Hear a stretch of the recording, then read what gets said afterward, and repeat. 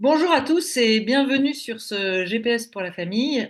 Aujourd'hui, nous allons aborder un sujet qui peut être parfois un peu épineux, qui a trait à la relation de confiance parent-enfant.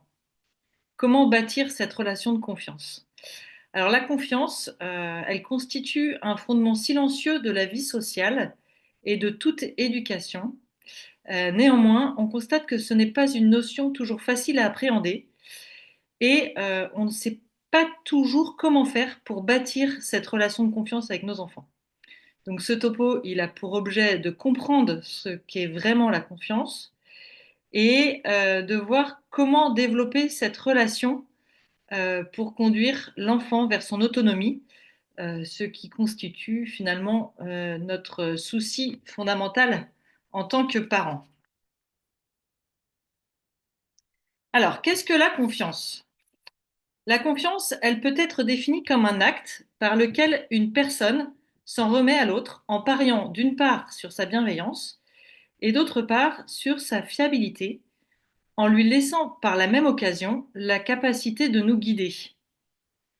Donc la confiance, c'est un état mental spécifique, dans le sens où c'est une espérance ferme que l'on place en quelqu'un avec la certitude qu'il respectera ses engagements et ne décevra pas nos attentes essentielles.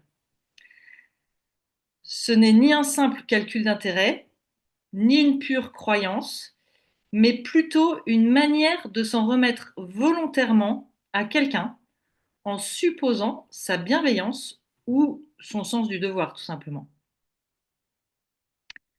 La confiance comporte toujours un risque. Et l'enfant qui obéit à l'adulte ou qui se confie à un adulte prend un risque, convaincu que celui-ci ne profitera pas de sa vulnérabilité. Et l'adulte, qui fait confiance à son ado par exemple, espère qu'il saura prendre ses responsabilités. Confiance et contrat. Alors, la confiance ne peut pas être un contrat, parce que dans le cadre d'un contrat, on prévoit les conséquences d'un comportement au sein d'une relation. Aussi, ça signifie que le futur est encadré. Or, la confiance, c'est exactement l'inverse d'un futur ordonné, encadré, mais relève au contraire d'une relation asymétrique. En fait, on ne sait pas vraiment ce que l'on va recevoir en échange de notre confiance, mais on décide de prendre ce risque. Si l'on réfléchit au concept de confiance, on voit finalement que c'est elle qui donne l'espace possible à l'apprentissage. Au contraire, la méfiance, le soupçon conduit au doute, alors que la confiance vraiment donne à l'autre la possibilité de se révéler et de se révéler en bien. Hein, on a souvent un peu peur. La confiance ne peut pas être donnée par défaut. C'est pas un abandon de poste des parents de faire confiance. Non, c'est un don gratuit que l'on offre à quelqu'un. La confiance, c'est vraiment un acte d'amour inconditionnel. Je te donne ma confiance, non pas parce que les circonstances m'y obligent, mais parce que je le décide pour ton bien, pour notre bien. Donc la confiance mutuelle est un prérequis pour des relations stables où chacun va pouvoir s'enrichir de l'autre, de ses talents, de sa créativité. Et d'ailleurs, quand on y réfléchit un peu, hein, l'air de rien, l'ensemble de notre société repose sur la confiance. D'abord, la vie sociale, elle tient parce que nous parions sans cesse que les autres respecteront les règles. Lorsque je prends ma voiture, par exemple, bah, j'ai confiance que les mécanos ont bien fait leur travail, que les freins sont correctement réglés, que les roues sont bien vissées. Et je prends aussi le pari euh, que les conducteurs que je vais croiser vont globalement respecter le code de la route. Je parie également que les autres auront une parole vraie. Hein. Lorsque je demande mon chemin, par exemple, Je suis sûre que la personne à qui je demande va pas me dire que c'est à gauche si c'est à droite. Elle me répondra le plus précisément possible. Ou simplement, elle me dira bah, qu'elle ne sait pas et c'est pas un drame. D'accord? Mais elle va pas me tromper volontairement. Il y a peu de chances. Donc la confiance, elle a aussi une fonction essentielle car elle réduit l'incertitude et la complexité. Elle permet d'agir sans tout contrôler, de bénéficier aussi d'un savoir sans avoir à repartir sur toutes les hypothèses de départ. Bref, la confiance, elle permet d'agir sans tout contrôler ni vérifier en rendant la vie sociale prévisible et habitable. Ainsi, la confiance devient un habitus, c'est-à-dire une façon stable, normale, d'entrer en relation avec nos voisins, nos concitoyens, etc. Voilà pourquoi il est essentiel de prendre cette notion au sérieux, notamment dans la perspective de forger des personnes autonomes et responsables. Alors, la confiance pas à pas. La confiance se construit pas à pas dans un cadre. Si la demande n'est pas claire, l'enfant ne saura pas comment répondre de manière satisfaisante à la demande de l'adulte et ne pourra pas assumer finalement ce bout de liberté offert, ni mesurer le décalage entre ce qui était demandé et ce qu'il a fait. Par exemple, ne rentre pas trop tard, s'il te plaît. Ou s'il te plaît, je t'en supplie, pas d'excès. Ou j'aimerais qu'à l'avenir, tu prennes soin de tes affaires. Toutes ces demandes ne constituent pas un cadre finalement sécurisant, adapté pour l'enfant. Hein. Le cadre serait par exemple de dire à ma fille de 15 ans, écoute, je suis tout à fait d'accord pour que tu passes l'après-midi chez telle copine, je te demande simplement de rentrer en bus et d'être là à 18 heures. Voilà, de bien préciser les termes en fait de ce qu'on demande, du cadre. Et d'ailleurs, ce cadre permettant les apprentissages est très strict et clair lorsqu'il s'agit d'évoluer dans un sport ou dans une activité. C'est dans le cadre que la confiance s'installe, peut s'installer. Hors du cadre, pas de confiance possible. Et nous avons tous en tête que si on ne respecte pas, par exemple, si on n'est pas capable de respecter les règles au rugby, on ne va pas pouvoir être en mesure de faire partie de l'équipe. La confiance se donne, se reçoit dans un cadre et ce cadre est progressif en fonction de la maturité de l'enfant. Je fais très confiance à ma fille de 6 ans, oui, mais je ne vais pas lui proposer d'aller acheter du pain seule car, compte tenu de mon contexte, je vais la mettre en danger. Hein. Donc ce cadre, il est à proportionner en fonction non seulement des circonstances extérieures, mais aussi en fonction de sa maturité. Ce choix, il est fondamental pour protéger la sécurité de l'enfant, qu'elle soit physique, donc je ne vais pas laisser un enfant de 2 ans traverser tout seul, affective, je ne vais pas mettre mon ado dans des circonstances où il risque de vivre des peurs ou des tristesses traumatisantes pour lui, ou voire intellectuelle. En fait, je vais faire attention à quel type d'expérience cognitive je l'expose, par exemple avec les écrans. Quand je dis progressif, je pense aussi que la confiance, l'apprentissage de la confiance commence par de toutes petites choses répétitives. Faire son cartable, être en charge de son goûter, donner une petite charge à la maison pour chacun, par exemple descendre les poubelles, vider le lave-vaisselle. Et l'enfant, en fait, il est assez gourmand de toutes ces responsabilités où on lui donne notre confiance et il prend très tôt, très au sérieux, finalement, toutes ces missions qu'on lui confie. Alors, donner ensuite des objectifs ambitieux et atteignables, avoir un haut niveau d'exigence euh, est important en fait pour construire la confiance pas à pas. On va devoir être attentif à proposer toujours le maximum d'expérience, d'exploration que l'enfant peut assimiler. Donc, il s'agit de trouver un juste milieu entre protection et exploration. Donc, c'est vrai qu'il serait injuste en fait d'interdire à l'enfant des expériences dont il est capable. Alors voilà, ça peut être faire du vélo, ça peut être l'expérimentation, explorer la joie de grimper aux arbres, ça peut être plonger du 5 mètres. Bah, c'est vrai qu'on n'aime pas trop ça, on a toujours un peu peur, évidemment. Ensuite, l'assistance technique et affective. Alors, avant l'action, ça veut dire quoi? Ça veut dire écouter, valoriser, encourager, donner quelques conseils. Donc, par exemple, si mon ado veut organiser une sortie avec des copains, c'est très bien. Donc, je vais partir de son projet, de son idée, je vais l'écouter, l'encourager, lui montrer peut-être les éléments qu'il n'a pas trop vus pour qu'on soit bien d'accord ensemble sur ce qui est prévu. Voilà.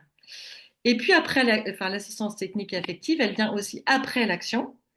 Donc, avec l'importance de débriefer et de féliciter ou de remotiver en fonction de la façon dont ça s'est passé. Ce moment de débriefing, en fait, il est tout aussi important que l'expérience elle-même. Alors, en tant qu'adulte, nous pouvons penser que les enfants doivent mériter confiance. Mais attention, cela induirait qu'a priori, les enfants ne sont pas dignes de confiance. Or, la confiance se manifeste dans nos actes, nous éducateurs, et exige de nous un acte d'amour inconditionnel. Voilà, je te fais confiance, je prends le risque de te faire confiance.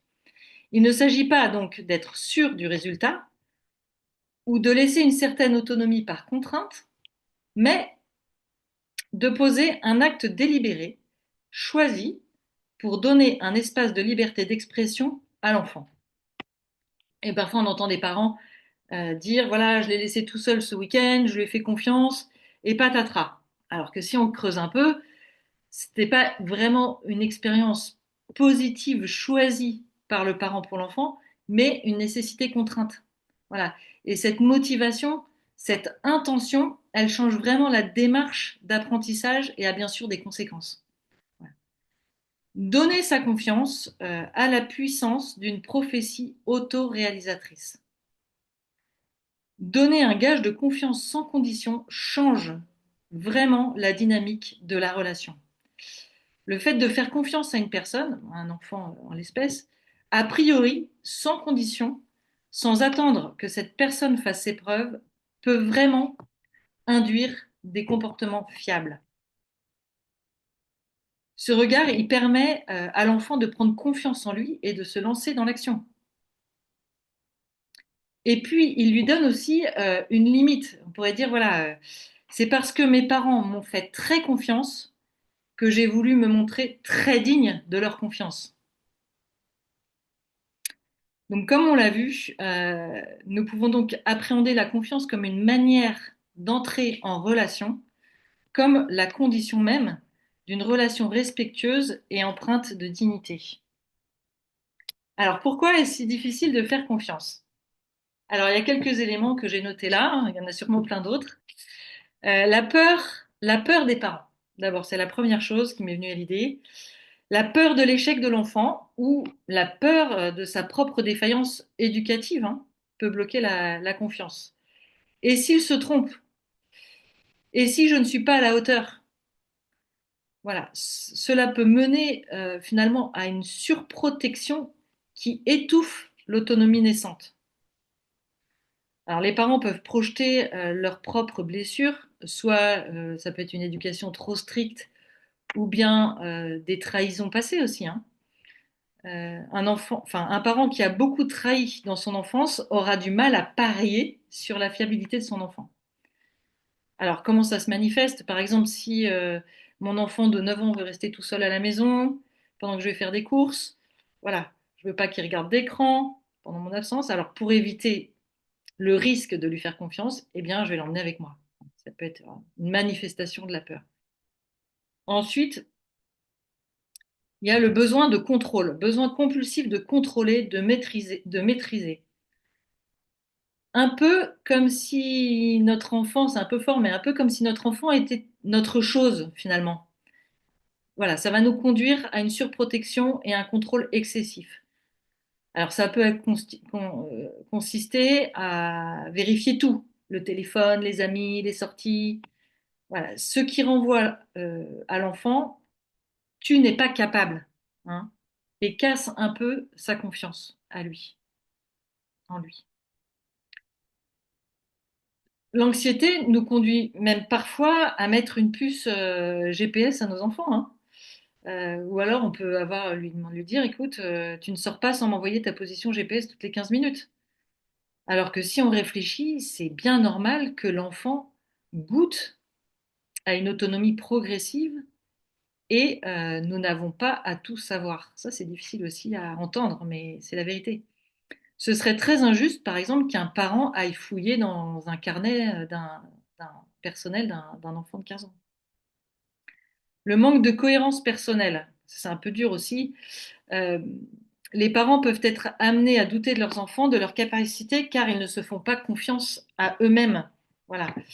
Euh, et ils peuvent être amenés à projeter leur manque de cohérence, leur manque de stabilité sur leurs enfants. Si moi, en tant que parent, j'ai du mal à tenir mes engagements, c'est sûr que je vais être amené à douter des capacités de mon enfant à tenir les siens. La recherche de confort, la recherche de confort, je pense que ça nous touche tous.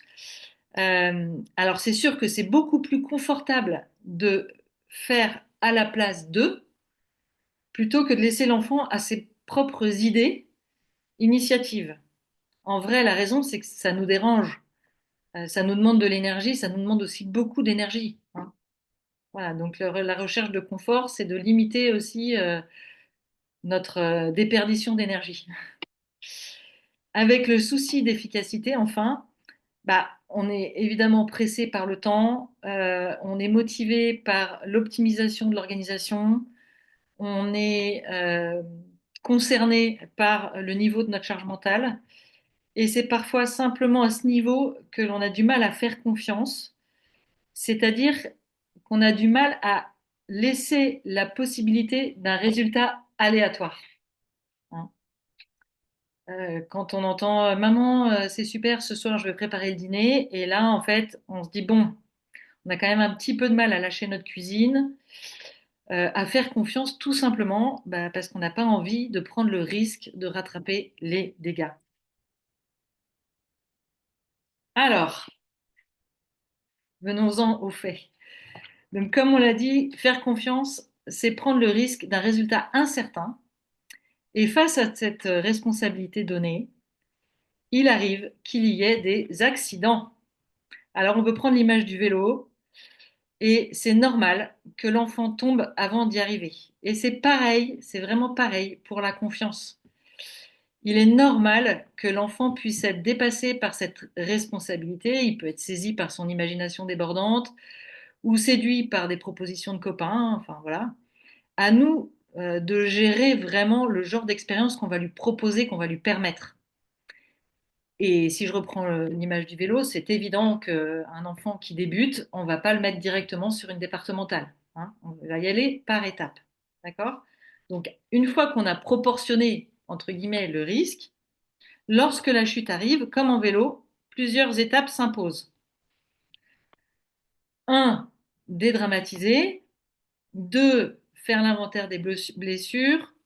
3. On se remet en selle. Et 4. On se félicite pour une expérience qui fonctionne bien. Alors, dédramatiser. En fait, il s'est peut-être pas fait si mal que ça. Voilà, ça aurait pu être pire, hein. Et c'est vrai que si le parent commence à hurler quand son enfant tombe, euh, l'enfant va paniquer aussi. Bon, ça va pas être très productif finalement. Voilà. Et comme le dit Churchill, le succès, c'est d'aller d'échec en échec sans perdre son enthousiasme. Donc, on dédramatise. C'est hyper important. Ensuite, deuxième étape, on va faire l'inventaire des blessures. Qu'est-ce qui a été blessé? Comment en est-on arrivé là? Que s'est-il passé dans ta tête, dans ton cœur? Et puis, dès que possible, on se remet en selle. C'est-à-dire, on redonne notre confiance immédiatement, sans émettre aucun doute, en étant bien sûr très clair sur le cadre à respecter. Mais c'est pas la peine de faire référence au passé, hein. Voilà. Donc, voilà, je me réjouis que tu puisses aller au stade avec tes copains, ça va être extra, j'ai hâte que tu me racontes. Je compte vraiment sur toi pour rentrer directement après le match. Voilà. Donc on redonne la consigne, mais voilà, on redonne notre confiance inconditionnelle. Et c'est très important, lorsque le prochain virage est correctement négocié, eh bien, on va prendre le temps de féliciter l'enfant qui a bien rempli sa mission ou bien respecté sa parole, voilà, de savourer ensemble en insistant vraiment sur la joie qu'il ressent, sur sa fierté. Voilà. Et ce moment d'intimité, il est précieux, il est très précieux et ce serait bien dommage de le négliger. Mon chéri, je suis vraiment très fière que tu aies réussi à me dire cette mauvaise note. C'est bien. Ça veut dire que tu grandis. Explique-moi ce qui s'est passé, hein, voilà. Et on sait bien qu'avec une confiance réparée, la connivence est d'autant plus forte.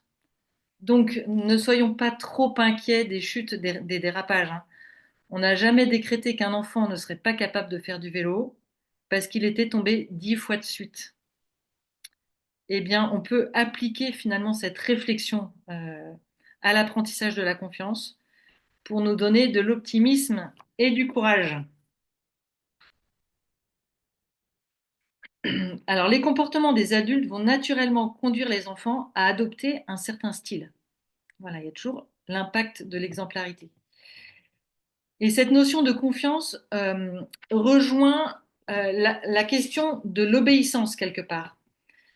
Parce que obéir, c'est accepter librement de s'en remettre à quelqu'un d'autre euh, dans dans le but d'une promesse. Voilà.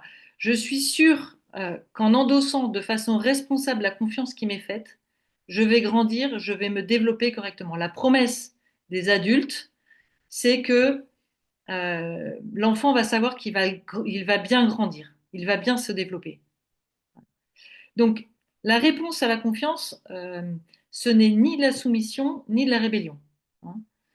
Euh, on, on- on ne répond pas à de la confiance parce qu'on a peur, parce qu'on n'a pas le choix, parce qu'on se soumet à la demande des parents, parce qu'ils ont un pouvoir de nuisance, de punition, de décrédibilisation, de frustration.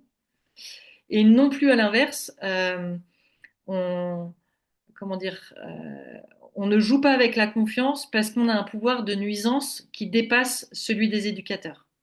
Voilà.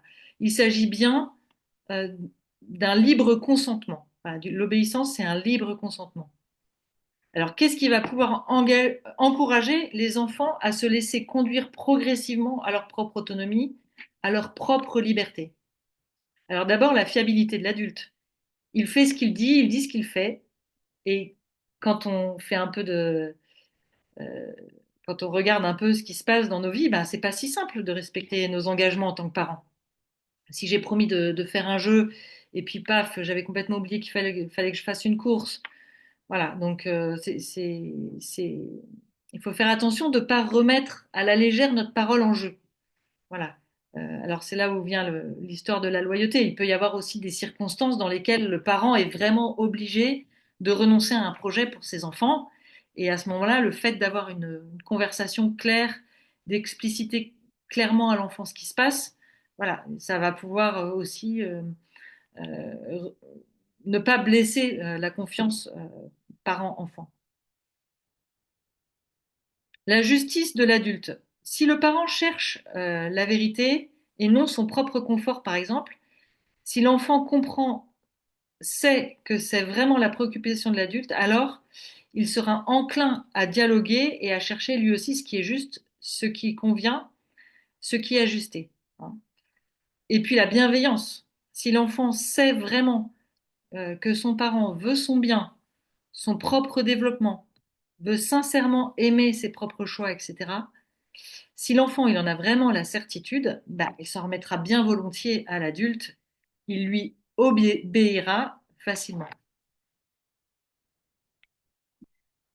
Alors, quels sont les signes que la confiance règne avec nos enfants? Alors, en voici quelques-uns.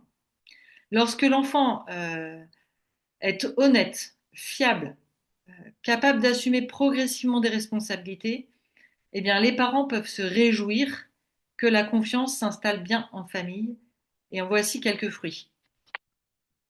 Oser dire la vérité même quand c'est difficile. Et c'est vraiment le moment d'insister sur ce bon moment de vérité, plus que sur les faits plus ou moins désastreux. Voilà. Je te félicite parce que c'est pas facile de venir m'avouer que tu as eu un 2 en interro de vocabulaire en anglais. Hein. Bon, alors, comment tu vois les choses pour réparer les dégâts? Parce qu'en fait, la première victime, c'est toi. Voilà. Tu sais pas tes mots, de toute façon, il faudra que tu les saches. Donc, comment on s'organise? De quoi tu as besoin? Et voilà, et on repart. Mais d'abord, on félicite vraiment l'enfant sur euh, ce moment de vérité. Être capable de vérité montre en fait son intégrité et va renforcer la confiance mutuelle qu'on va avoir. Accepter de dire ce qui s'est vraiment passé, sans accuser systématiquement les circonstances ou les autres. Voilà, lorsque l'enfant est capable de dire, voilà, dans un accès de colère, bah, j'ai cassé le jouet de ma sœur, voilà, sans chercher à se lancer dans des explications interminables sur ce qu'a fait la sœur la demi-heure d'avant, etc. Et pareil, on le remercie pour sa sincérité et on tâche de trouver quelque chose de juste pour réparer la situation et pour éviter que ça se reproduise dans l'avenir. Un enfant qui est aussi capable de revenir à l'heure convenue, de respecter les horaires, voilà, c'est le signe que la confiance s'installe. Par exemple, un enfant qui serait capable d'envoyer un SMS en disant voilà maman, je vais avoir 5 minutes de retard, t'inquiète pas, voilà, ça veut dire que il montre que il est en train d'intégrer le sérieux d'une parole donnée. Assumer les conséquences de ses actes, voilà. Un enfant qui serait capable d'avouer sa prise de risque et qui serait capable aussi de réparer quand c'est possible.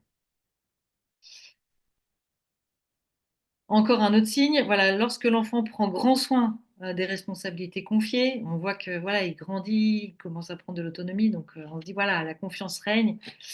Par exemple, un grand frère qui prend en charge le réveil de la sieste de son petit frère. Ou par exemple, un jeune collégien qui prend en charge d'aller chercher ses sœurs à l'école primaire. Voilà, tout ça sont des signes que la confiance s'installe bien et l'important est vraiment de savoir s'en réjouir. Alors en résumé, on pourrait dire que bâtir la confiance avec ses enfants, c'est accepter de nombreux mini-échecs, mais pour de grandes réussites. Et surtout pour des relations vraies et stables pour la vie. Voilà. Le bug, en fait, le problème, c'est que ce n'est pas très à la mode d'accepter les échecs, les erreurs, les tâtonnements. Voilà, on voudrait que tout file droit parfaitement du premier coup. Et c'est vraiment oublier qu'une construction réussie, ce n'est pas forcément synonyme d'une construction lisse. Même bien au contraire, je pense qu'une personne structurée, bien formée, c'est une personne qui est tombée et qui a su se relever grâce aux mains tendues. Voilà. Savoir se relever est plus formateur que de ne jamais tomber. Je pense qu'on peut vraiment se le marteler. Voilà, tu es plus grand que tes erreurs, tu es plus grand que tes manquements. Voilà le message clé pour bâtir une saine relation de confiance. Voilà, j'en ai fini. Je vous remercie beaucoup. N'hésitez pas à nous faire part de vos questions, de vos remarques, même de sujets qui vous intéresseraient en commentant sous la vidéo. Nous sommes à votre disposition. Merci beaucoup et à bientôt.